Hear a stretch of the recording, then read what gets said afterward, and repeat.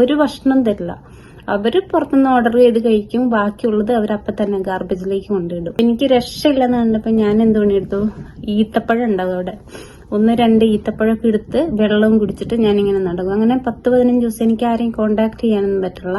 അവിടുത്തെ പണി ഫുള്ള് എന്നെ കൊണ്ടിടിപ്പിക്കും. അവരൊന്നും ചെയ്യില്ല, വെക്കലും തിന്നലും അലക്കലും. ഒരു 10-25 ആൾക്കാരുണ്ടാവും ഒരു വീട്ടിൽ. ഒരു മാസം വരെയൊക്കെ കുളിക്കാതിരുന്നിട്ടുണ്ട് അവിടെ. ഇവര് ശമ്പളം തരില്ല, ഈ മാമ ശമ്പളം തരില്ല. അറബികൾക്ക് എന്താ ശമ്പളം തരാൻ ഇത്ര മടി? ആകെപ്പാട് തരണത് 40 KD 35 KD ആണ് അന്നത്തെ കാലത്ത് തരണത്. സൽമാൻ, ഞങ്ങൾ ഇത്ര മണിക്ക് പുറത്തു പോകും രാത്രിയില്, നീ മാമ ആരെങ്കിലും വന്ന് വിളിച്ചിട്ടുണ്ടെങ്കിൽ നീ അറ്റൻഡ് ചെയ്യണം, നീ പോണം, നീ പോയി ഹെൽപ്പ് ചെയ്യണം എന്ന് പറയും. രാത്രി പോയി ഫ്രണ്ട്സിന്റെ കൂടെ പുറത്തു പോകും. നേരത്തെ ഒരു 3-4 മണിയാകുമ്പോഴത്തേക്ക് അവർ തിരിച്ചെത്തുമ്പോൾ ബാബയും ബാബയെന്ന് അറിയാൻ പാടില്ലല്ലോ. ഉമ്മിച്ചിനെ ഒക്കെ എടുത്തുനിന്ന് വിളിച്ചാൽ മതി. ബാബേനെയും ഒന്നും കാണിക്കരുത്. പകല് ഫുള്ള് ഫോൺ ഓഫാക്കി വെച്ചിരിക്കണം. ഒരു ദിവസം എന്നോട് അവർ പറഞ്ഞു, സൽമ, പിന്നെ ഇവിടെയൊക്കെ ജീവിക്കണമെങ്കിൽ കുറച്ച് സാമർത്ഥ്യമൊക്കെ വേണം, നിന്നെ പോലെ പാവമായിട്ടൊന്നും പറ്റൊന്നുമില്ല. ഗദ്ദാമയായിട്ട് ഏതൊരു മനുഷ്യൻ പോയിട്ടുണ്ടെങ്കിൽ അവർക്കൊക്കെ മനസ്സിലാവുന്ന എന്റെ വിശ്വാസം ഈ കഥ. ഹായ് എവരിവൺ, നമ്മുടെ യൂട്യൂബ് ചാനലിലേക്ക് വീണ്ടും എല്ലാവർക്കും സ്വാഗതം. ആദ്യം തന്നെ ഞാൻ സോറി ചോദിക്കുന്നു, കാരണം ഒരുപാട് ലേറ്റായി. നിങ്ങളൊക്കെ വെയിറ്റ് ചെയ്ത് വീഡിയോ കാണാൻ വേണ്ടി വെയിറ്റ് ചെയ്ത് മുഷിഞ്ഞെന്ന് എനിക്കറിയാം. I am really sorry that. ഞാൻ ഈ കഴിഞ്ഞ ഒരാഴ്ചയിൽ ഭയങ്കര ബിസി ആയിരുന്നു. ഷോർട്ട് സ്റ്റാഫ് ആയതുകൊണ്ട് തന്നെ 16 അവർ ഷിഫ്റ്റ് എടുക്കേണ്ടി വന്നു. 5 days 16 അവർ ഷിഫ്റ്റ് ആയിരുന്നു ലാസ്റ്റ് വീക്ക്. എടുക്കണം നിർബന്ധമൊന്നുമില്ല, ഞാൻ എടുത്തതാണ്, അവർ തല്ലിയിടിപ്പിച്ചൊന്നുമല്ല കേട്ടോ. പിന്നെ അവർക്കൊരു സഹായം അല്ലെന്ന് വിചാരിച്ചിട്ട് എടുത്ത്, എനിക്കൊരു സഹായം അവർക്കൊരു സഹായം, അതുകൊണ്ട് എടുത്തതാണ്. അതുകൊണ്ട് ഇനി നമുക്ക് ഞാൻ നിർത്തിവെച്ച ഭാഗം മുതൽ തുടങ്ങാം. അങ്ങനെ ഓഫീസിൽ എത്തിയെന്ന് ഞാൻ പറഞ്ഞായിരുന്നു. ഓഫീസിലെത്തി ആളുകൾ വന്നിട്ട് അറബിച്ചിയും വന്നിട്ട് ഗദ്ദാമേനെ സെലക്ട് ചെയ്തിട്ട് അവര് ഇഷ്ടപ്പെട്ട ആൾക്കാരെ അവർ കൊണ്ടുപോവാണ്. ആ സമയത്തും ഞാൻ ഇച്ചിരി കറുത്തതായതുകൊണ്ട് തന്നെ എനിക്ക് ലാസ്റ്റ് ചാൻസ് ആയിരുന്നു. വെളുത്ത ആൾക്കാരൊക്കെ ആദ്യം അവർ കൊണ്ടുപോകും. പിന്നെ ഏത് രാജ്യത്ത് ചെന്നാലും നമുക്ക് കറുപ്പിന് നമ്മൾ സെക്കൻഡ് ഹാൻഡ് തന്നെയാണല്ലോ എന്തായാലും. അങ്ങനെ 3-ാമത്തെ ദിവസമാണ് ഒരു അറബിച്ചും വന്നിട്ട് എന്നെ മതിയെന്നും പറഞ്ഞ് അവർ പൈസ ഒക്കെ കൊടുത്തിട്ട് എന്നെ കൊണ്ടുപോയി. അപ്പൊ ഞാൻ ഗൾഫിലേക്ക് പോകുന്ന ടൈമിൽ എനിക്കൊരു സന്തോഷം ഉണ്ടായിരുന്നു. എന്താന്ന് വെച്ചിട്ടുണ്ടെങ്കിൽ എന്റെ ഉമ്മിച്ചി കുവൈറ്റിലായിരുന്നു വർക്ക് ചെയ്യുന്നത്. അപ്പൊ അവിടെ ഒരു ഗദ്ദാമ വിസയ്ക്ക് തന്നെയായിരുന്നു ഉമ്മ വർക്ക് ചെയ്യണം. അപ്പൊ ഉമ്മിച്ചിനെ കാണാൻ എന്നൊക്കെ ഉള്ളൊരു പ്രതീക്ഷ എനിക്കുണ്ടായിരുന്നു, കാരണം നമ്മുടെ മലയാളികളാണല്ലോ കൊണ്ടുപോകണത്. അപ്പൊ അവരുടെ അടുത്ത് ചോദിച്ചപ്പോ അവര് പറഞ്ഞു, ഉമ്മിച്ചിനെയൊക്കെ കാണിച്ചു തരാം, ഇങ്ങ് പോന്നാ മതി എന്നൊക്കെ പറഞ്ഞാണല്ലോ ഇവിടുത്തെ ഏജന്റുമാർ അവരങ്ങനെ പറഞ്ഞിട്ടുണ്ടെന്ന് പറഞ്ഞത്. അങ്ങനെ 3-ാമത്തെ ദിവസം കാണാൻ പറ്റില്ല കേട്ടോ. ഉമ്മിച്ചിനെ കാണാൻ പോയിട്ട് ഒന്ന് കോണ്ടാക്ട് ചെയ്യാൻ പോലും പറ്റിയില്ല. ഉമ്മിച്ചി എവിടെയാണെന്ന് പോലും അറിയണ്ടായില്ല.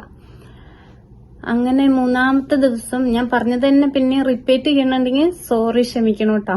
കാരണം ഒന്ന് പറഞ്ഞു കഴിയുമ്പോഴാണ് വീണ്ടും അടുത്തത് ഇത് പറഞ്ഞില്ലല്ലോ എന്ന് വിചാരിക്കുന്നത്. അതുകൊണ്ടാണ് അങ്ങനെ വരുന്നത്. അങ്ങനെ 3-ാമത്തെ ദിവസം ഒരു അറബിച്ചിയും വന്നിട്ട് എന്നെയും കൊണ്ടുപോയി ഒരു വീട്ടിലേക്ക് കൊണ്ടുപോയി. ഒരു വലിയ വീട് എന്ന് പറഞ്ഞാൽ ആദ്യമായിട്ടാണ് ഞാൻ അങ്ങനത്തെ വീട് കാണുന്നത്. അവിടെ കൊണ്ടുപോയി. അവിടെ ഒരു ഫിലിപ്പിനി ലേഡി ഉണ്ടായിരുന്നു ഗദ്ദാമയായിട്ട്. അത് സത്യത്തിൽ അവിടുത്തെ ഗദ്ദാമയല്ലായിരുന്നു, അത് അവരുടെ ആ മാമയുടെ ആങ്ങളുടെ വീട്ടിൽ വർക്ക് ചെയ്യുന്ന ഗദ്ദാമയായിരുന്നു. അപ്പൊ എന്നെ കണ്ടപ്പോ, എനിക്ക് ഒരു ലേഡീനെ അവിടെ കണ്ടപ്പോ ഒരു ചെറിയൊരു സമാധാനം തോന്നി. എനിക്കറിയില്ലല്ലോ, അപ്പൊ അവിടുത്തെ ഗദ്ദാമ അല്ലാന്നൊന്നും എനിക്കറിയില്ല. പുള്ളിക്കാരത്തി എന്തൊക്കെ അറബി പറഞ്ഞു. ഞാനന്ന് മലയാളം മാത്രമേ സംസാരിക്കുള്ളൂ, അറബി ഇംഗ്ലീഷ് ഒന്നും സംസാരിക്കില്ല. അപ്പൊ ആ ഫിലിപ്പിനി ലേഡീനോട് ഈ അറബിച്ച് എന്തോ പറഞ്ഞു. ഫിലിപ്പിനി ലേഡി എന്നെ വന്നിട്ട് കൂട്ടിക്കൊണ്ടുപോയി. അതിനിടയ്ക്ക് ഈ അറബിച്ച് ആ വീട്ടിലെത്തിയപ്പോ തന്നെ എന്നോട് പറഞ്ഞു അവിടെ ഇരിക്കാൻ പറഞ്ഞു. ഞാൻ കാർപ്പറ്റിലിരുന്നു, പുള്ളിക്കാരത്തി സോഫയിലിരുന്നു. പുള്ളിക്കാരത്തി എന്റെ തലയിൽ കൈവച്ചിട്ട് കുറെ ആയത്തുൽ കുർസി, സൂറത്ത്, ഫാത്തിയ അങ്ങനെയൊക്കെ ഓതിയപ്പോ ഞാൻ വിചാരിച്ചു അൽഹംദുലില്ലാ, അള്ളാഹിനെ പേടിയുള്ള ആൾക്കാരാണല്ലോ, നല്ല ആൾക്കാരായിരുന്നൊക്കെ വിചാരിച്ച് ഞാൻ ഇങ്ങനെ ഇച്ചിരി സന്തോഷമായിരിക്കായിരുന്നു കേട്ടോ. ഇച്ചിരി കഴിഞ്ഞപ്പോ ഫിലിപ്പിനി ലേഡീനെ വിളിച്ചിട്ട് എന്തോ പറഞ്ഞു. പുള്ളിക്കാരത്തി എന്നെയും കൂട്ടിയിട്ട് ഒരു റൂമിലേക്ക് കൊണ്ടുപോയി. ഒരു ചെറിയ റൂം കേട്ടോ. ഗദ്ദാമ്മമാർക്ക് അവിടെ ചെറിയ റൂമാണ്, ഒരു സെപ്പറേറ്റ് റൂം ഉണ്ടാവും. ഒരു നമ്മുടെ സ്റ്റോർ റൂമൊക്കെ പോലെ, നമ്മള് അടുക്കളയിൽ സാധനമൊക്കെ സൂക്ഷിക്കുന്ന സ്റ്റോർ റൂമില്ല, അതുപോലത്തെ ഒരു സ്റ്റോർ റൂം. അപ്പൊ പുള്ളിക്കാരത്തി അവിടെ അല്ലല്ലോ, പുള്ളിക്കാരത്തി ജസ്റ്റ് പണിയെടുക്കാൻ വേണ്ടി മാത്രം ആങ്ങളെ കൊണ്ട് വിട്ടിട്ട് പോകണതാണ് പുള്ളിക്കാരത്തിനെ. അപ്പൊ ആ റൂമിലേക്ക് കൊണ്ടുപോയിട്ട് ഫിലിപ്പീനിയൻ ലേഡി എന്നോട് എന്തൊക്കെയോ പറയാൻ ശ്രമിക്കുന്നുണ്ട്, എനിക്കൊന്നും മനസ്സിലാവില്ല. പക്ഷെ പുള്ളിക്കകത്തി ആംഗ്യ ഭാഷയിൽ കാണിച്ചു തന്നു, ഇത് നിന്റെ കട്ടിലാണ്, ഇവിടെ പെട്ടി ഇവിടെ വെച്ചെന്നൊക്കെ പറഞ്ഞ് കാണിച്ചെന്ന് ഞാൻ അവിടെ നിന്നു. പക്ഷെ എന്റെ മനസ്സിലെന്താ, ഈ അറബിച്ച് നല്ല അള്ളാനെ പേടിച്ച് മനസ്സമാധാനമായിട്ട് ജീവിക്കും. മനസ്സമാധാനം എന്ന് പറഞ്ഞാൽ നമുക്ക് അത്ര കഷ്ടപ്പാടൊന്നും ഉണ്ടാവില്ല എന്നൊക്കെയല്ലേ നമ്മുടെ വിശ്വാസം. അങ്ങനെ രാത്രിയിൽ വന്നിട്ട് ഈ ഫിലിപ്പീനിയൻ ലേഡീനെ അങ്ങ് കൂട്ടിക്കൊണ്ടുപോയി. അപ്പൊ ഈ ഫിലിപ്പീനിയൻ ലേഡി എന്റെ അടുത്ത് എന്തൊക്കെയോ പറഞ്ഞുതരാൻ ശ്രമിക്കുന്നുണ്ട്. ആ തള്ള മോശമാണ്, അവിടെ നിൽക്കാൻ പറ്റില്ല, അങ്ങനെയാണ് ഇങ്ങനെയാന്നൊക്കെ എന്നോട് പിന്നീടാണ് അതൊക്കെ എനിക്ക് മനസ്സിലായത്. അപ്പൊ അവിടെ നിന്ന് ഈ ഫുഡ് ഉണ്ടാക്കാൻ പറയും എന്റെ അടുത്ത്. അപ്പൊ അറബി ഫുഡ് എന്താന്ന് എനിക്കറിയില്ലല്ലോ. ഞാൻ നല്ലോണം നമ്മുടെ ഇന്ത്യൻ സ്റ്റൈലില് ചിക്കൻ കറിയും നെയ്ച്ചോറൊക്കെ വെച്ച് കൊടുത്തു. അപ്പൊ അവർക്ക് ഇഷ്ടമായി. പക്ഷെ ചിക്കൻ കറിക്ക് ഇച്ചിരി എരിവ് അധികമായതുകൊണ്ട് തന്നെ മക്കളൊന്നും അത്ര കഴിച്ചില്ല. എന്നാലും കഴിച്ചിട്ടാ, പീസൊക്കെ എടുത്ത് കഴിച്ചു. അങ്ങനെ ബാക്കി ഫുഡ് അവർ കൊണ്ട് കളഞ്ഞു. എന്നോട് പറഞ്ഞു ഇപ്പൊ തന്നെ എടുത്ത് ഗാർബേജിൽ ഇടാൻ പറഞ്ഞു. ഞാൻ വിചാരിച്ചു അവർ കഴിച്ചു കഴിഞ്ഞിട്ട് ബാക്കിയുണ്ടെങ്കിൽ നമുക്ക് കഴിക്കാന്നൊക്കെ ഉള്ള ഒരു പ്രതീക്ഷയിലാണ്. ഈ 3 ദിവസം അവിടെ ഓഫീസിൽ നിന്ന് കുബൂസല്ലേ കഴിച്ചിരിക്കുന്നത്, കുബൂസും വെള്ളമാണല്ലോ കുടിച്ചിരിക്കുന്നത്. അപ്പൊ ഞാൻ വിചാരിച്ചു അൽഹംദുലില്ലാ ഇത് കഴിയുമ്പോ നമുക്ക് കഴിക്കാം, ഖദ്ദാമ്മമാരായിരിക്കും അങ്ങനെ കഴിക്കണേന്ന് വിചാരിച്ചിട്ട് ഞാനിങ്ങനെ വെയിറ്റ് ചെയ്തിരിക്കുകയാണ്. അവരൊക്കെ കൈയൊക്കെ കഴുകി പോയി. ഞാൻ പാത്രമൊക്കെ എടുക്കാൻ നേരത്ത് ആ മാമ എന്റെ അടുത്ത് പറഞ്ഞു താലിമിനി എന്ന് പറഞ്ഞു. അപ്പൊ ഞാൻ അവിടെ പോയി ക്ലീൻ ചെയ്യാൻ പറഞ്ഞു. ഞാൻ ക്ലീൻ ചെയ്ത് ഞാൻ ഈ ഫ്രഷ് ആയ ഫുഡൊക്കെ മാറ്റി വെക്കുമ്പോൾ പുള്ളിക്കാരത്ത് പറഞ്ഞ് മാറ്റി വെക്കല്ലേ, ട്രാഷിലേക്ക് ഇടാൻ പറഞ്ഞു. അപ്പൊ ഞാൻ വിചാരിക്കുകയാണ് അടുക്കളയിലൊന്നുമില്ല, ഞാൻ ഫുള്ള് ഫുഡ് ഉണ്ടാക്കിയത് ഫുള്ള് മാമ വന്നിട്ട് എടുത്തിട്ട് ടേബിളിന്റെ മുകളിൽ വെക്കാൻ പറഞ്ഞ് വെച്ചു കൊടുത്തതാണ്. അങ്ങനെ ഫുള്ള് ഫുഡും എന്നെ കൊണ്ട് അപ്പൊ തന്നെ ഗാർബേജ് കാണിൽ ഇടിപ്പിച്ചിട്ടോ. അപ്പൊ എനിക്ക് സങ്കടം വന്നെന്ന് പറഞ്ഞാൽ എനിക്കാണെങ്കിൽ വിശന്നിട്ട് ഒരു നിവൃത്തിയില്ല. എന്നിട്ട് അന്ന് അവിടെ ഫുഡ് ഉണ്ടാക്കിയില്ല. പിന്നെ അവര് ഫുഡ് ഓർഡർ ചെയ്തിട്ടാണല്ലോ കഴിക്കുക കൂടുതൽ. അറബികളും മക്കളൊക്കെ ഫുഡ് ഓർഡർ ചെയ്തിട്ട് കഴിക്കുക. എപ്പോഴെങ്കിലൊക്കെ വീട്ടിൽ ഫുഡ് ഉണ്ടാക്കുള്ളൂ. അപ്പൊ എന്റെ ഫുഡ് അവർക്ക് ഇഷ്ടപ്പെടാത്തതുകൊണ്ട് പിന്നെ എന്നോട് ഫുഡ് ഉണ്ടാക്കാൻ പറഞ്ഞില്ല. രാവിലെ ബ്രേക്ക്ഫാസ്റ്റ് ഒക്കെ ഉണ്ടാക്കാൻ പറയും. ബിക്കോസ് അതൊക്കെ ഈസി ആയ ഫുഡല്ലേ, ഓംപ്ലേറ്റ് അങ്ങനത്തെ ഒക്കെ അല്ലേ, അതൊക്കെ ഉണ്ടാക്കി കൊടുക്കും. അങ്ങനെ ഞാൻ അവിടെ നിന്നു. ഭക്ഷണമില്ല, എനിക്ക് ഭക്ഷണം ഉണ്ടാക്കാൻ തരില്ല. പുള്ളിക്കാരത്തി വന്നിട്ട് എഗ്ഗൊക്കെ എണ്ണി വെച്ചിട്ട് പോകും. ഞാൻ പലതവണ കണ്ടിട്ടുണ്ട്. ഞാൻ എഗ്ഗൊക്കെ എടുത്ത് ഓംപ്ലേറ്റ് അടിച്ച് തിന്നുന്നതിനായിരിക്കും എഗ്ഗൊക്കെ വന്നിട്ട് അറബിച്ച് വന്നിട്ട് എണ്ണി തിട്ടപ്പെടുത്തി വെച്ചിട്ട് പോകും. ആ അറബി അവിടെ അല്ല കേട്ടോ നിൽക്കുന്നത്. അറബിച്ച് സെപ്പറേറ്റ് ആണെന്ന് എനിക്ക് തോന്നുന്നത്. അവർ രണ്ടാളും കൂടെ എന്നെ കൂട്ടാൻ വേണ്ടി വന്നു ഒരുമിച്ച്. ബിക്കോസ് അവരെ കിഡ്സ് ആണല്ലോ, അതുകൊണ്ടായിരിക്കാം. പിന്നെ അറബി അവിടെ വന്നൊന്നും ഞാൻ കണ്ടിട്ടില്ല. അപ്പൊ ഈ സ്ത്രീ വന്നിട്ട് എഗ്ഗൊക്കെ എണ്ണി വെക്കും. അപ്പൊ എനിക്ക് രക്ഷയില്ലെന്ന് കണ്ടപ്പോ ഞാൻ എന്ത് പണിയെടുത്തു, ഈത്തപ്പഴം ഉണ്ടാവും അവിടെ, 1-2 ഈത്തപ്പഴമൊക്കെ എടുത്ത് വെള്ളവും കുടിച്ചിട്ട് ഞാനിങ്ങനെ നടക്കും. അങ്ങനെ 10-15 ദിവസം എനിക്ക് ആരെയും കോണ്ടാക്ട് ചെയ്യാനൊന്നും പറ്റില്ല. 10-15 ദിവസം ഞാൻ അവിടെ നിന്നു.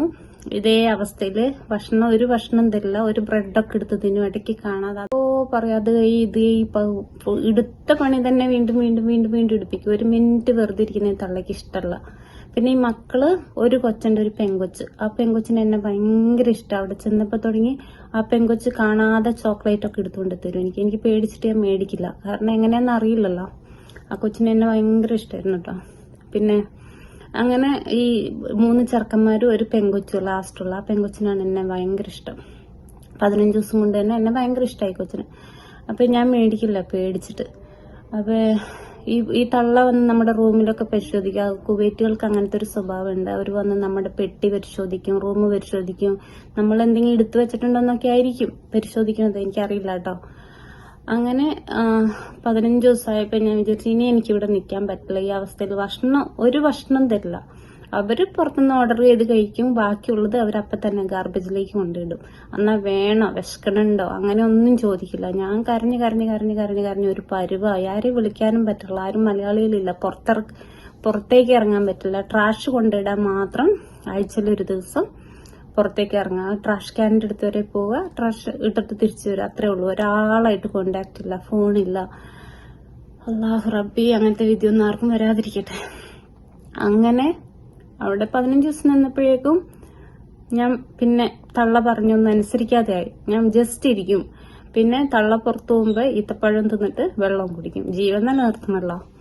അങ്ങനെ ലാസ്റ്റ് അവര് 10-15 ദിവസം ആയപ്പോഴത്തേക്ക് ഞാനൊന്നും പണിയെടുക്കണില്ല എന്ന് കണ്ടപ്പോ അവര് ഓഫീസിലേക്ക് വിളിച്ചിട്ട് പറഞ്ഞു, സൈബള ഇവിടെ വേണ്ട, വന്ന് കൊണ്ടുപോയിക്ക്, അവളൊന്നും അനുസരിക്കുന്നില്ല എന്ന് പറഞ്ഞു.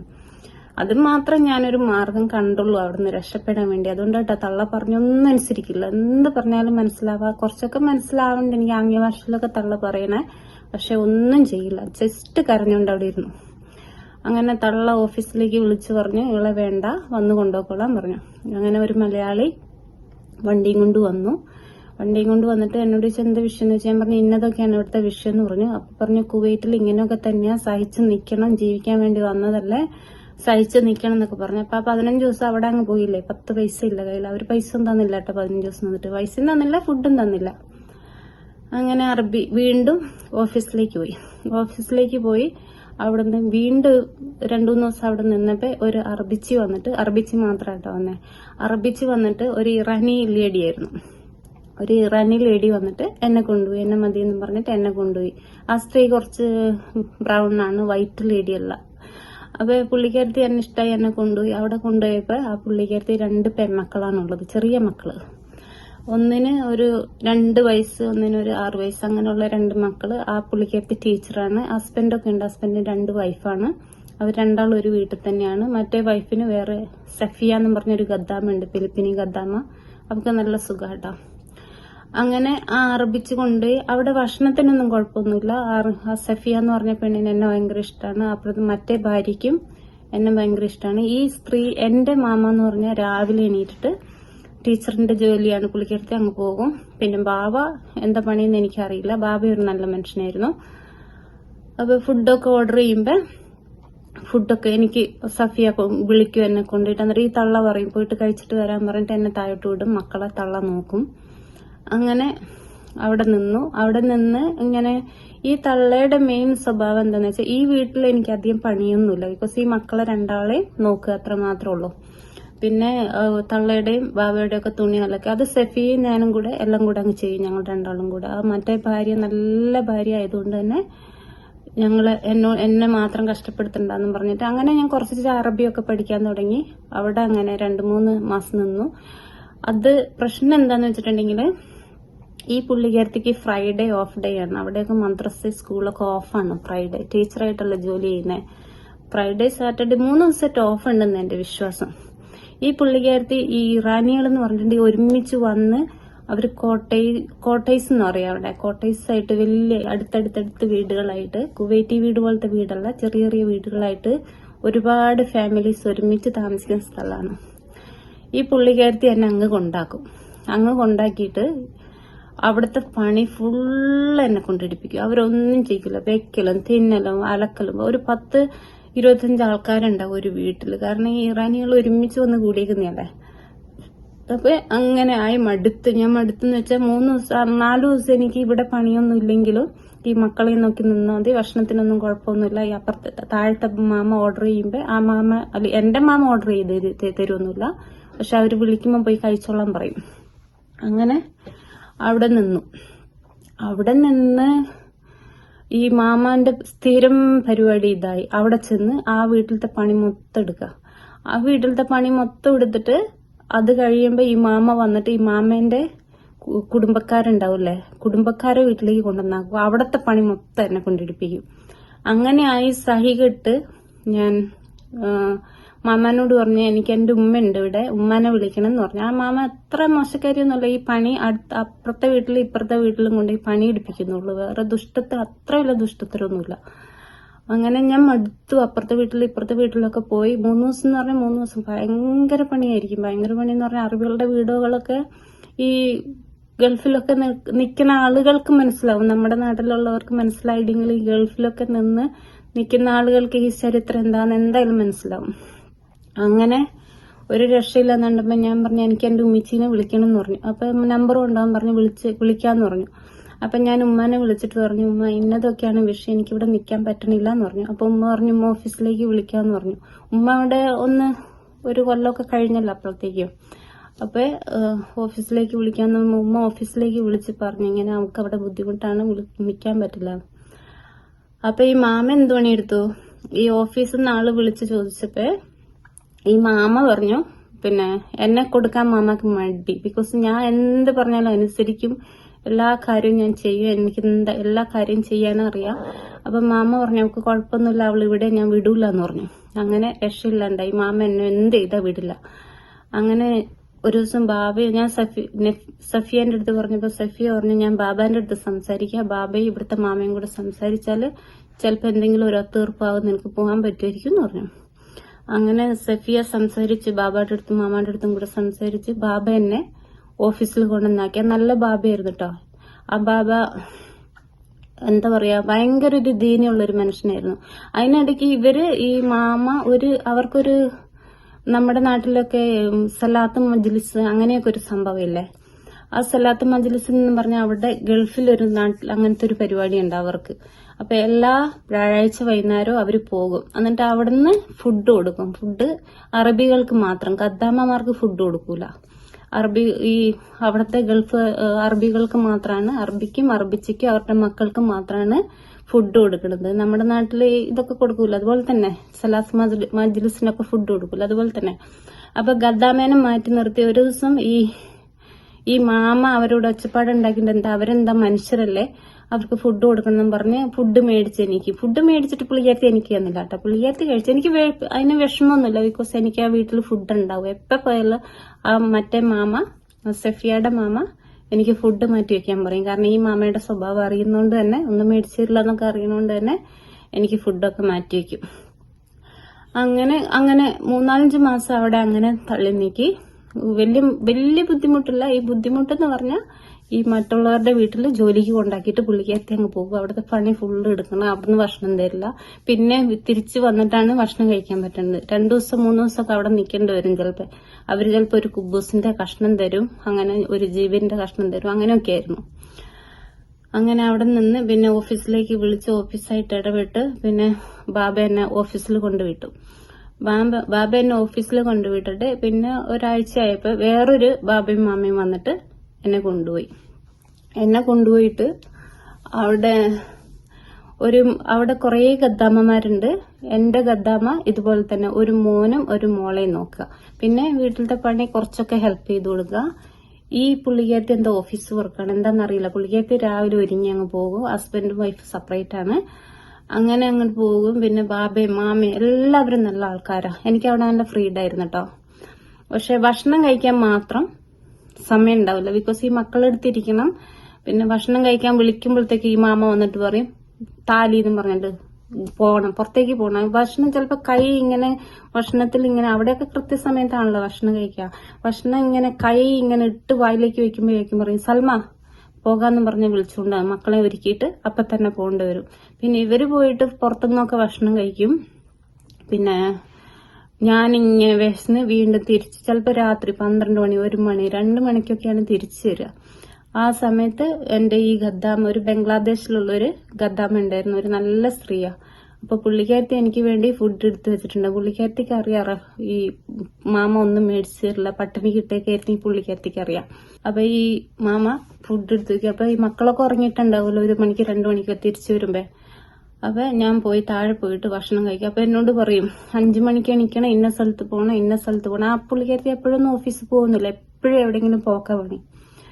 അങ്ങനെ ഞാനൊരു കോലായി. കുളിക്കാൻ പോലും സമ്മതിക്കില്ല, കുളിക്കാനൊന്നും സമയമില്ല. ഖദ്ദാമ ഡ്രസ്സാണല്ലോ അവിടെ ഇടാനും പറ്റുള്ളൂ, ഒരു ജോഡി ഡ്രസ്സാണുള്ളൂ. അത് അലക്കി ഉണങ്ങി ഇടാൻ നമ്മൾ കൊണ്ടുപോയ ഡ്രസ്സൊക്കെ ഉണ്ട്, പക്ഷെ അലക്കി ഉണങ്ങി ഇടാന്ന് വെച്ചിട്ടുണ്ടെങ്കിൽ അതിനൊന്നും എനിക്ക് ടൈമില്ല. 1 മാസം വരെയൊക്കെ കുളിക്കാതിരുന്നിട്ടുണ്ട് അവിടെ. കാരണം ഈ മാമ സമ്മതിക്കില്ല, മാമ ഒട്ടും സമ്മതിക്കില്ല.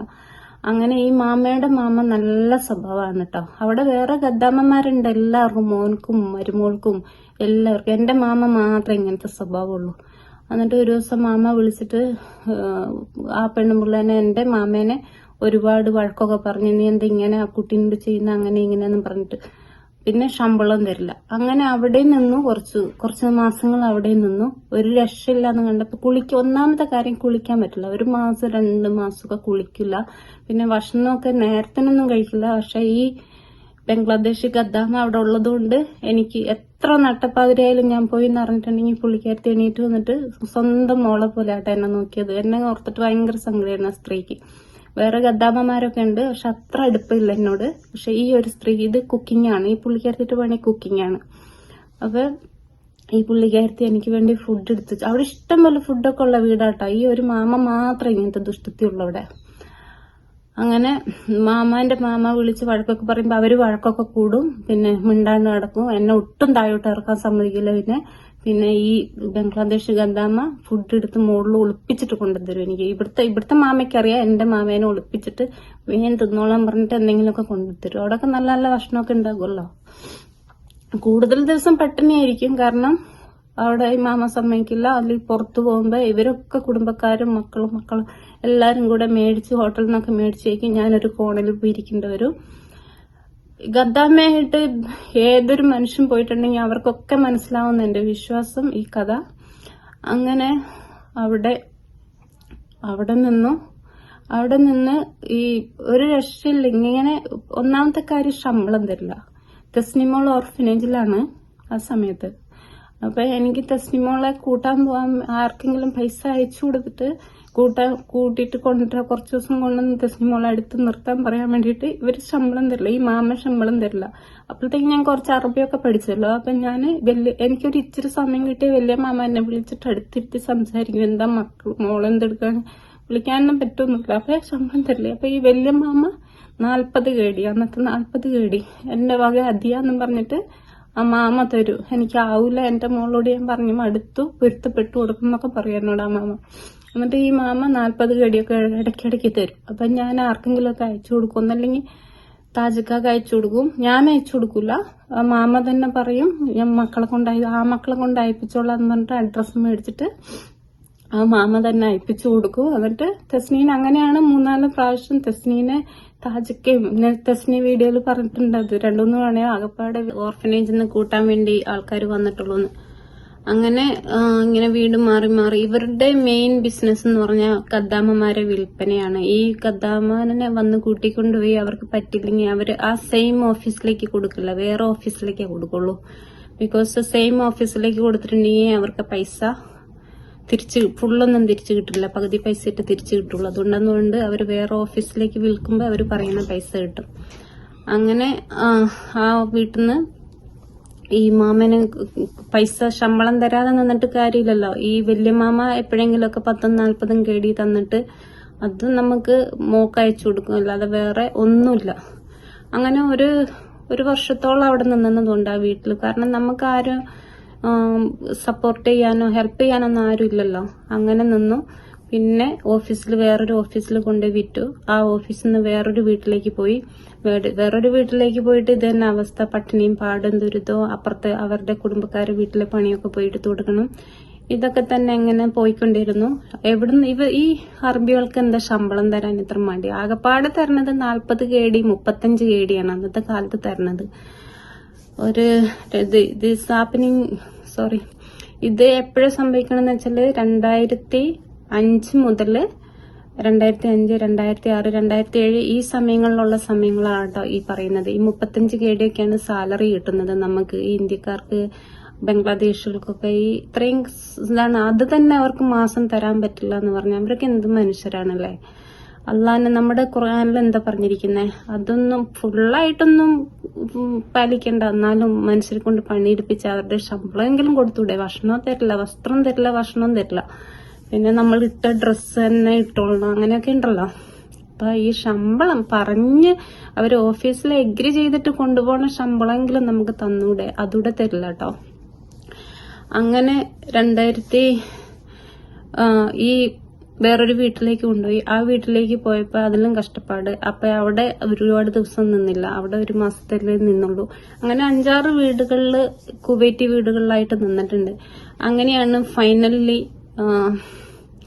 ഒരു രക്ഷയില്ല. ഉമ്മാനെ കാണാൻ പറ്റിയിട്ടില്ലല്ലോ. അത്രയും നിന്നിട്ട് ഉമ്മാനെ കാണാൻ പറ്റിയിട്ടില്ല. പക്ഷെ ഈ അറബിയുടെ വീട്ടിൽ സഫിയ എന്ന് പറഞ്ഞ ഗദ്ദാമ്മ ഉണ്ടല്ലോ, ആ ഗദ്ദാമ്മക്ക് ഫോൺ ഉണ്ടായിരുന്നു. അവളെ ഫോണിൽ നിന്ന് ഉമ്മാനെ വിളിച്ചിട്ടുണ്ട്. അതുപോലെ തന്നെ രണ്ടാമത് ആ വീട്ടിൽ നിന്ന് ഈ ബംഗ്ലാദേശിലെ ആ മാമ നല്ല മാമയായിരുന്നു, വലിയ മാമയെ. അപ്പൊ ആ മാമ എന്നോട് ചോദിച്ചിട്ട് ഉമ്മച്ചിനെ വിളിക്കാറുണ്ട്. അങ്ങനെ ഉമ്മച്ചിയായിട്ട് കോണ്ടാക്ട് ഉണ്ട്. ഉമ്മച്ചിക്ക് എപ്പോഴൊന്നും അവിടുന്ന് ഫോൺ എടുക്കാനൊന്നും പറ്റുന്നില്ല, കുവൈറ്റി വീടല്ലേ. അങ്ങനെ 3-4 തവണയൊക്കെ കോണ്ടാക്ട് ചെയ്തിട്ട് ഉമ്മച്ചിയായിട്ട് സംസാരിച്ചിട്ടൊക്കെ ഉണ്ട്. ഇപ്പൊ നമ്മളിപ്പോ ഏത് നാട്ടിൽ ചെന്നാലും നമ്മുടെ കളറ് ഒരു ഭയങ്കര കേട്ടോ. അതിനെക്കുറിച്ച് ഒരുപാട് അനുഭവിച്ചവരായിരിക്കും ഈ ബ്ലാക്ക് ഉള്ള ആൾക്കാർക്ക് ചിലപ്പോൾ മനസ്സിലാകും. അത് ഒരുപാട് തിരിപ്പുകൾ ഒരുപാട് അനുഭവിച്ച ആൾക്കാരാണ്. ഈ ഞാൻ പറയുന്ന ഒരുവിധ ആൾക്കാർക്കൊക്കെ അനുഭവം ഉണ്ടാവും. ഈ ഇച്ചിരി നിറം മങ്ങിയവർക്കൊക്കെ. ഞാനൊക്കെ നല്ല കറുപ്പാണല്ലോ. അങ്ങനെ വേറെ വീടുകളിൽ അങ്ങനെ വീട് കയറി ഇറങ്ങി അങ്ങനെ 2005 ഞാൻ ഗൾഫിൽ പോകുന്നത്. അങ്ങനെ ഞാൻ ഷോർട്ടായിട്ട് പറയാട്ടോ. മൊത്തം ഈ കണ്ടിന്യൂ ആയിട്ട് ഈ സ്റ്റോറി തന്നെയാണ് പറയാനുള്ളത്. കുവൈറ്റ് വീട്ടിൽ പോയി കഷ്ടപ്പാട്, ദുരിതം, പട്ടിണി പാട്, അങ്ങനത്തെ ദുരിതങ്ങളാണ്. അതുകൊണ്ട് ഞാൻ എല്ലാം എടുത്ത് പറയുന്നില്ല. അങ്ങനെ 2007 ഞാൻ വേറൊരു വീട്ടിലേക്ക് ഒരു രോഗീനെ നോക്കാനെന്നും പറഞ്ഞിട്ട് അവിടെ കുറേ ഗദ്ദാമ്മമാരുണ്ട്. ഒരു വലിയ ഫാമിലിയാണ്. അപ്പൊ ഒരു രോഗീനെ നോക്കാനാണ്. അപ്പൊ രോഗീനെ മാത്രം നോക്കിയാൽ മതി നോക്കിയാന്ന് പറഞ്ഞിട്ടാണ് കൊണ്ടുപോയത്. പക്ഷെ അവിടെ ചെന്നപ്പോ ഒരു സമാധാനം ഉണ്ടായിരുന്നു. എന്താന്ന് വെച്ചിട്ടുണ്ടെങ്കിൽ അവിടെ 3-4 ഗദ്ദാമ്മമാരുണ്ടായിരുന്നു കേട്ടോ. ഒരാള് ഫുഡിന്, 2 ക്ലീൻ ചെയ്യാന്, 2 രോഗീനെ നോക്കാന്, അങ്ങനെ ഇഷ്ടംപോലെ 4-5 ഗദ്ദാമ്മയുണ്ട് ഞാനടക്കം. അപ്പൊ ഫിലിപ്പീൻസുകളാണ്. ഈ ഫിലിപ്പീൻസുകൾ എന്ത് പണിയെടുക്കുന്ന അറിയാല് എന്നോട് പറയും, സൽമാൻ ഞങ്ങൾ ഇത്ര മണിക്ക് പുറത്തു പോകും രാത്രിയില്, നീ മാമ ആരെങ്കിലും വന്ന് വിളിച്ചിട്ടുണ്ടെങ്കിൽ നീ അറ്റൻഡ് ചെയ്യണം, നീ പോണം, നീ പോയി ഹെൽപ്പ് ചെയ്യണം എന്ന് പറയും. അവർ ഉറങ്ങാൻ നേരം പറഞ്ഞിട്ട് ഹെൽപ്പ് ചെയ്യും. അവര് റൂമിലേക്ക് കയറി നോക്കൊന്നുമില്ലല്ലോ. ഞങ്ങൾ ഈ 5 ഗദ്ദാമ്മമാർക്ക് ഒരു റൂമാണ്. അപ്പൊ ഇവരെന്ത് പണിയെടുക്കും, ഇവർക്കൊക്കെ ബോയ് ഫ്രണ്ട്സ് ഉണ്ട്. ഇവർക്കൊക്കെ ബോയ് ഫ്രണ്ട്സ് ഫോണൊക്കെ കൊണ്ട് കൊടുത്തിട്ടുണ്ട്.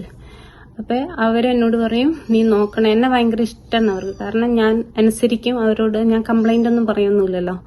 അന്നൊക്കെ ഞാൻ നന്നായിട്ട് അറബി പഠിച്ചിട്ടപ്പോഴത്തേക്ക്, ഈ 2 വർഷമായപ്പോഴത്തേക്ക് ഞാൻ നന്നായിട്ട് അറബിയൊക്കെ പഠിച്ചു. നല്ല വെള്ളം പോലെ അറബിയൊക്കെ പറയായിരുന്നു. അപ്പൊ ഈ ഗദ്ദാമ്മമാര് പറയേണ്ട അടുത്ത് അവര് ബോയ് ഫ്രണ്ട്സ് വന്നിട്ട് അവരെ കൂട്ടിക്കൊണ്ടുപോകും. അപ്പൊ ഞാൻ മാത്രമാണ് റൂമിലുണ്ടാവുക. അതെ, ബാബയും മാമയൊന്നും വിളിക്കലൊന്നുമില്ല. ചിലപ്പോ ഈ രോഗി വിളിച്ചാൽ ഞാൻ പോയിട്ട് ഹെൽപ്പ് ചെയ്ത് കൊടുക്കും. അങ്ങനെ അവരെവിടെ നിന്ന് ചോദിക്കലൊന്നുമില്ല. അങ്ങനെ ഒരു ദിവസം എന്നോട് അവര് പറഞ്ഞു, സൽമ, പിന്നെ ഇവിടെയൊക്കെ ജീവിക്കണമെങ്കിൽ കുറച്ച് സാമർത്ഥ്യമൊക്കെ വേണം. നിന്നെ പോലെ ഈ പാവമായിട്ടൊന്നും പറ്റൊന്നുമില്ല. ഒരു നല്ല ഫിലിപ്പീൻസുകളായിരുന്നു. നല്ലെന്ന് പറഞ്ഞാൽ ഹെൽപ്പുള്ള ആൾക്കാര്. അവര് രാത്രി ബോയ് ഫ്രണ്ട്സിന്റെ കൂടെ പുറത്തു പോകും. നേരത്തെ ഒരു 3-4 മണിയാകുമ്പോഴത്തേക്ക് അവർ തിരിച്ചെത്തുമ്പോൾ ബാബയും ബാബയും അറിയാൻ പാടില്ലല്ലോ. അങ്ങനെ അവിടെ കുറച്ചു കാലം അവിടെ നിന്ന് പിന്നെ ഈ ഫിലിപ്പീൻസുകൾ എന്നെ ഭയങ്കര ഇഷ്ടമായതുകൊണ്ട് തന്നെ അവരെനിക്ക് ഫോൺ മേടിച്ചുകൊണ്ട് തന്നു. ഒരു ചെറിയ നോക്കിയയുടെ ഫോൺ മേടിച്ചുകൊണ്ട് തന്നു. ഒരു നോക്കിയയുടെ ഫോൺ മേടിച്ചുകൊണ്ട് തന്നിട്ട് എന്നോട് പറഞ്ഞു, നീ ഉമ്മിച്ചിനെ ഒക്കെ എടുത്തിന് വിളിച്ചാൽ മതി, ബാബേനെയും ഒന്നും കാണിക്കരുത്, പകല് ഫുള്ള് ഫോൺ ഓഫാക്കി വെച്ചിരിക്കണം. അവരെന്നെ ഫോണൊക്കെ പഠിപ്പിച്ചു തന്ന സമയത്ത്. പിന്നെ അങ്ങനെ ഓഫാക്കി വെക്കണം, രാത്രിയിൽ മാത്രം ഉമ്മിച്ചിനെ വിളിച്ചാൽ മതി. എനിക്ക് വേറെ ആരെയും വിളിക്കാനൊന്നുമില്ലല്ലോ, ഉമ്മിച്ചിനെ മാത്രമല്ലേ വിളിക്കാനുള്ളൂ. അപ്പൊ അവർ ഈ ഫോൺ കൊണ്ടു തന്നു. അങ്ങനെ ഞാൻ ഉമ്മിച്ചിനെയൊക്കെ വിളിക്കും. ഉമ്മിച്ചിനെ വിളിച്ചാൽ എപ്പോഴൊന്നും ഫോൺ എടുക്കൊന്നുമില്ല. കാരണം അവര് മാമന്മാര്, ഉമ്മാക്ക് ഫോണില്ലല്ലോ. മാമയും ബാബയും മക്കളായിട്ട് എടുത്തിട്ട് അവര് തോന്നുകയാണെങ്കിൽ ഉമ്മാനെ വിളിച്ചു കൊടുക്കും, ഇല്ലെങ്കിൽ കൊടുക്കില്ല. എന്നാലും എന്റെ കയ്യിൽ ഫോണുണ്ട്. ഇവര് തന്നെ റീചാർജ് ചെയ്ത് തരുകയും ചെയ്യും എന്റെ ഫോണ്. അങ്ങനെ ഞാൻ അവിടെ നിന്നു. ഇവരിങ്ങനെ രാത്രിയിൽ പോവും, കുറച്ച് ലേറ്റ് ആകുമ്പോൾ വരും. അങ്ങനെ നിന്ന് ഒരു ദിവസം എന്താന്ന് വെച്ചിട്ടുണ്ടെങ്കിൽ ഈ സുഖമില്ലാത്ത മാമ മരിച്ചുപോയിപ്പോ അവിടെ എന്നെ രോഗിനെ നോക്കാനല്ലേ കൊണ്ടുപോയത്. എനിക്ക് പിന്നെ അവിടെ റോൾസ് ഇല്ലല്ലോ. അപ്പൊ അവിടുത്തെ ആൾക്കാരൊക്കെ നല്ല ആൾക്കാർ, ബാബയും മാമയും മക്കളും എല്ലാവരും നല്ല ആൾക്കാരായത്. അവര് ഗദ്ദാമ്മേനെ അത്ര ശ്രദ്ധിക്കൊന്നുമില്ല, അവർക്ക് പ്രശ്നമൊന്നുമില്ല, അവർ നല്ല സ്നേഹമുള്ള ആൾക്കാരാണ്. ഫുഡൊക്കെ ഞങ്ങൾ ഓർഡർ ചെയ്തിട്ടും കഴിക്കും, അവിടെ നിന്നും കഴിക്കും. അങ്ങനെ മാമ മരിച്ചുപോയി. അപ്പൊ അവർക്ക് എന്നെ ഭയങ്കര ഇഷ്ടമാണ്. അവര് പറഞ്ഞു, എന്നാ സൽമ ഒരു കാര്യം ചെയ്തിട്ട് ഇവിടെ തന്നെ കുറച്ച് ദിവസം ഇവിടെ നിൽക്കട്ടെ, എന്നിട്ട് നമുക്ക് വേറെ നോക്കിയിട്ട് കുടുംബക്കാരെ വീട്ടിലൊക്കെ ചോദിച്ചിട്ട് കൊടുക്കാം, അവള് നല്ല കുട്ടിയാണല്ലോ എന്നൊക്കെ പറഞ്ഞു. അങ്ങനെ പറഞ്ഞ് അവര് ഒരു കുടുംബക്കാരുടെ വീട്ടിലേക്ക് എന്നെ മാറ്റി, ജോലിക്കായിട്ട് ഗദ്ദാമ്മയായിട്ട് വീണ്ടും വേറൊരു വീട്ടിലേക്ക് മാറ്റി. പക്ഷെ ഈ ഫിലിപ്പീൻസുകളായിട്ടൊക്കെ കോണ്ടാക്ട് ഉണ്ടായിരുന്നു. അപ്പൊ എന്നെ മാറ്റി വീടെന്ന് പറഞ്ഞിട്ടുണ്ടെങ്കിൽ ആ മാമ ഭയങ്കര സാധനമായിരുന്നു. ഇത് തന്നെ പറയാനുള്ളൂ. അപ്പൊ ഈ മാമ ഭയങ്കര സാധനമായിരുന്നു. അങ്ങനെ ഒരു ദിവസം ഈ ഫിലിപ്പിനി ലേഡീസ് എന്നെ കോണ്ടാക്ട് ചെയ്യും, അവരവിടെ വരും. ഈ വെള്ളിയാഴ്ച ദിവസങ്ങളിൽ ഇവരൊക്കെ ഫാമിലി ആയിട്ട് ഒത്തുകൂടും. അപ്പൊ ഞങ്ങൾ ഇത് തറവാട് വീടായതുകൊണ്ട് എല്ലാ വെള്ളിയാഴ്ചയും ഞാൻ ഇവിടെ വരും. ഇവിടെ വന്ന് ഞങ്ങള് കദ്ദാമ്മമാരൊക്കെ അന്ന് ഞങ്ങൾക്ക് പണിയൊന്നുമില്ല, ബിക്കോസ് ഇവര് ഫുഡൊക്കെ ഫുൾ ഓർഡർ ചെയ്യും. അങ്ങനെ ഇവരെല്ലാ ഫാമിലിയും കൂടെ ഇരിക്കും. അപ്പൊ ഞങ്ങള് കദ്ദാമ്മ റൂമിലിരുന്ന് അവർ ഫുഡ് അവരൊക്കെ കഴിച്ചു കഴിയുമ്പോൾ വന്ന് എടുത്തോളാൻ പറഞ്ഞ് ബാക്കിയുള്ള ഞങ്ങളും കഴിക്കും. അങ്ങനെ അവിടെ നിന്നു. 35 KD തന്നെ ശമ്പളം. അപ്പൊ ചിലപ്പോ മാമേന്റെ അടുത്ത് പറഞ്ഞിട്ട് അഡ്രസ്സ് കൊടുത്തിട്ടുണ്ടെങ്കിൽ ഞാൻ കുറച്ച് കടമൊക്കെ മേടിച്ചെന്ന് പറഞ്ഞില്ലേ ഗൾഫിൽ വരുന്ന ടൈമില്, അപ്പൊ ആ കടമൊക്കെ അയച്ചു കൊടുക്കാൻ വേണ്ടിയിട്ട് മാമേന്റെ അടുത്ത് പറഞ്ഞ അഡ്രസ്സ് മേടിച്ചിട്ട് ഞാൻ ആ കടമൊക്കെ അയച്ചു കൊടുത്തു. ഞാൻ ഉമ്മിച്ചിയുടെ ഏട്ടത്തിയുടെ മോന്റെ അടുത്ത് കുറച്ച് പൈസ മേടിച്ചിട്ടുണ്ടായി, പുള്ളിയുടെ അടുത്ത് ആ പൈസ അയച്ചു കൊടുത്തു. കടം മേടിച്ച ആൾക്കാരുടെ പൈസയൊക്കെ കടമൊക്കെ തീർത്തു ആ വീട്ടിൽ നിന്നിട്ട്.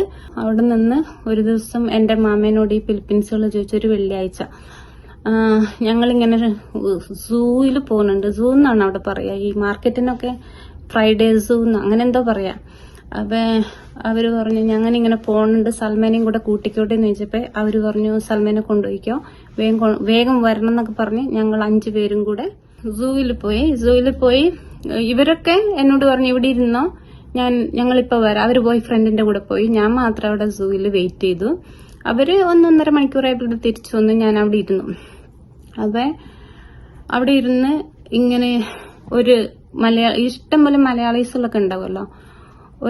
ഒരു പൗലോസ് എന്ന് പറഞ്ഞ ആള് എന്നോട് വന്നിട്ട് ഇങ്ങനെ എന്താ കുറെ നേരമായാലും ഇവിടെ ഇരിക്കണം മലയാളിയുടെ ഒരു വർത്താനം കേട്ടപ്പോ തന്നെ എനിക്കൊരു ആശ്വാസമായിട്ട്. അന്നൊന്നും നമുക്ക് തെറ്റിദ്ധാരണ അങ്ങനെയൊന്നും ഇല്ലല്ലോ. ഇയാൾ എന്റെ അടുത്ത് വന്നിട്ട് ഒരു പ്രായമുള്ള ഒരാളാണ്. പിന്നെ എന്നോട് എന്നിട്ട് ചോദിച്ചു കുറെ നേരമായാലും ഇവിടെ ഇരിക്കണേ, ആരെങ്കിലും വെയിറ്റ് ചെയ്തിരിക്കണെന്നൊക്കെ ചോദിച്ചു. ഞാൻ പറഞ്ഞു എന്റെ കോവർക്കേഴ്സ് അവിടെ ഉണ്ട്. കോവർക്കേഴ്സ് എന്നല്ല, അന്ന് ഗദ്ദാമ്മ അവിടെ ഉണ്ട്, അവര് പുറത്തു പോയേക്ക, ആരുടെ കൂടെ പുറത്തു പോയേക്ക, ഞാൻ അവരെ വെയിറ്റ് ചെയ്യാന്ന് പറഞ്ഞു. ഞങ്ങൾ ഇരുന്ന്. പിന്നെ പുള്ളി എന്റെ അടുത്ത് സംസാരിച്ച് എന്നോട് പറഞ്ഞു പൗലോസ് എന്നാട്ട പുള്ളിയുടെ പേര്. പുള്ളി കോട്ടയത്തെ കൊല്ലത്തായിട്ടുള്ളതാ. ഞങ്ങള് നേരിട്ട് അന്നാണ് ആദ്യമായിട്ട് കണ്ടിട്ടുള്ളത്. അങ്ങനെ സംസാരിച്ച് ഇങ്ങനെ ഗദ്ദാമ്മ ജോലിയാക്കാന്ന് പറഞ്ഞു. അന്നേരം പുള്ളി എന്റെ അടുത്ത് പറഞ്ഞു ഒരു കാര്യം ചെയ്യ്, ഞാൻ ഫോൺ നമ്പർ തരാം, എന്തെങ്കിലും ആവശ്യം ഉണ്ടെങ്കിൽ വിളിച്ചാൽ മതി, ഇപ്പൊ സൂല് വരണുണ്ടെങ്കിൽ കോണ്ടാക്ട് ചെയ്യും, ഞാനിവിടെ ഉണ്ടാവും, നമുക്ക് കാണാമെന്ന് പറഞ്ഞു. അപ്പൊ അന്നൊന്നും ആദ്യമായിട്ട് മലയാളീനെ കാണുന്നോണ്ട് തന്നെ ഞാൻ നമ്പർ മേടിച്ചു. മലയാളിയല്ലേ, നമുക്ക് ചീറ്റ് ചെയ്യുന്നുള്ളൊരു, അയാൾ ചീറ്റൊന്നും ചെയ്തിട്ടില്ല കേട്ടോ. അപ്പൊ അയാളുടെ നമ്പർ മേടിച്ചു. പിന്നെ ഇടയ്ക്ക് അയാളെ വിളിച്ച് എന്താ സുഖമാണ് വിശേഷങ്ങൾ ചോദിക്കും. അപ്പൊ എന്നെ ഈ ഫ്രണ്ട്സുകള്, ഈ കോവർക്കർസുകളൊക്കെ കളിയാക്കും, നിനക്കും ബോയ് ഫ്രണ്ട്. അന്നേരം ബോയ് ഫ്രണ്ട് ഒന്നും അല്ല കേട്ടോ, അത് ഒരു ഫ്രണ്ട്, ഒരു മലയാളി ഫ്രണ്ട്, അത്ര ഉണ്ടായിരുന്നുള്ളൂ. അങ്ങനെ ഞാനിപ്പോ അടുത്ത കഥയായിട്ട് പെട്ടെന്ന് തന്നെ ഞാൻ വരാം. എല്ലാവർക്കും തന്നെ അങ്ങനെ പൗലോസിനെ കണ്ടുമുട്ടി, പൗലോസിന്റെ ഫോൺ നമ്പർ തന്നു. അപ്പൊ ബാക്കി ഇൻഷാല്ലാ ഞാൻ പെട്ടെന്ന് ഇന്നാളത്തെ പോലെ താമസിപ്പിക്കില്ല, ഐ വിൽ പ്രോമിസ്.